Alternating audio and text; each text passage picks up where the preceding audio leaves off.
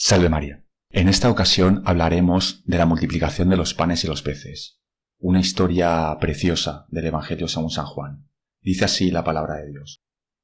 Después de esto, Jesús marchó al otro lado del mar de Galilea o de Tiberíades, y le seguía gran muchedumbre, porque veían los milagros que hacía con los enfermos. Entonces Jesús subió al monte, y allí se sentó con sus discípulos. Estaba cerca la Pascua, la fiesta de los judíos. Alzando pues Jesús los ojos y viendo que una gran muchedumbre venía hacia él, dijo a Felipe: ¿Dónde compraríamos panes para que comieran estos?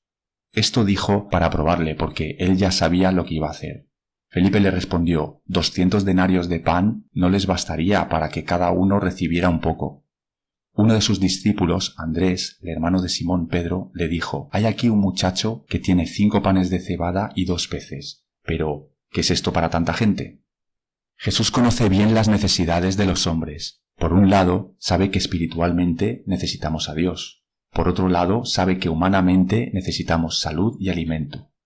La gente sigue a Jesús porque sus enseñanzas acercan a Dios y porque sus milagros sanan el cuerpo. Pero aquí, en este pasaje, veremos también cómo satisface las necesidades del cuerpo. Jesús mantiene una conversación con sus discípulos para que entiendan cuál es la magnitud del problema. ¿Dónde comprar alimento en este lugar recóndito? ¿A cuántas personas podemos alimentar? ¿Qué cantidad sería necesaria comprar? ¿Cuánto costaría todo esto? ¿De cuánto disponemos? Las cuentas no salen. Jesús prepara a sus discípulos para la misión que les aguarda, para que con pocos medios y con mucha fe emprendan su labor de evangelización, la labor de acercarnos el reino de los cielos, para que confíen en la providencia divina, la que envía a Dios para socorrernos cuando pensamos que todo está perdido. Porque donde no lleguen los hombres, cuando escaseen los medios, allí estará Jesús para completar lo que falta. Pero fijaos que aquí Jesús no crea de la nada. Todo depende de la generosidad de un muchacho que se enfrentará a la difícil decisión de compartir o no lo poco que tiene, lo que le separa entre la vida y el hambre con toda esta muchedumbre. Mas Jesús dijo: haced que los hombres se sienten. Había mucha hierba en aquel lugar. Se acomodaron pues los hombres en número como de 5000. Entonces tomó Jesús los panes y, habiendo dado gracias, repartió a los que estaban sentados, así como los peces, cuantos querían. Con 5 se da de comer a 5000 personas. Cada pan se ha multiplicado por 1000. De ahí que todo el mundo conozca este pasaje como la multiplicación de los panes y de los peces. Pero fijaos que la palabra de Dios en ningún momento menciona la multiplicación.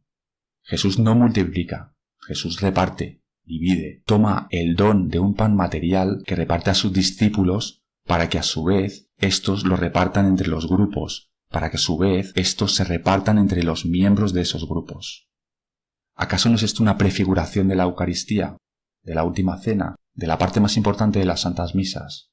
¿Y acaso no es esto una prefiguración de la labor de evangelización que se llevará a cabo a lo largo de todos los tiempos? Jesús toma el don de Dios, el pan espiritual, lo reparte a sus discípulos para que a su vez éstos lo repartan en sus comunidades entre sus hermanos. Porque lo que agrada a nuestro Señor no es la multiplicación, sino la división. No es la pobreza en el alma que genera la acumulación codiciosa de bienes y dinero, sino la riqueza que produce en nosotros la generosidad del compartir. Cuando ya se hartaron, dijo a sus discípulos: recoged los trozos que sobraron para que nada se pierda. Los recogieron y llenaron 12 cestos de trozos que habían sobrado a los que comieron de los 5 panes de cebada. ¡Qué bonito! Esto me recuerda a nuestras abuelas, a nuestras madres, que tanto han padecido, cuando se caía un pan al suelo y lo besaban como para pedirle perdón, o cuando sobraba comida y la guardaban para luego, o cuando tenían que tirarla y decían: ¡qué lástima! Vemos aquí que cuando Jesús da, lo hace con abundancia, pero no por ello desprecia lo que sobra, porque lo que sobra a unos es necesidad para otros, porque el mundo sería otro si diéramos generosamente el pan que nos sobra y si no escondiéramos a nuestros hermanos lo que sabemos de la palabra, de Jesús, de María, toda esa luz de sabiduría que a través de la gracia divina hemos recibido del Padre y que no damos a los demás por cobardía, por miedo o vergüenza. Los hombres que vieron el milagro que hizo Jesús decían: este es verdaderamente el profeta que había de venir al mundo.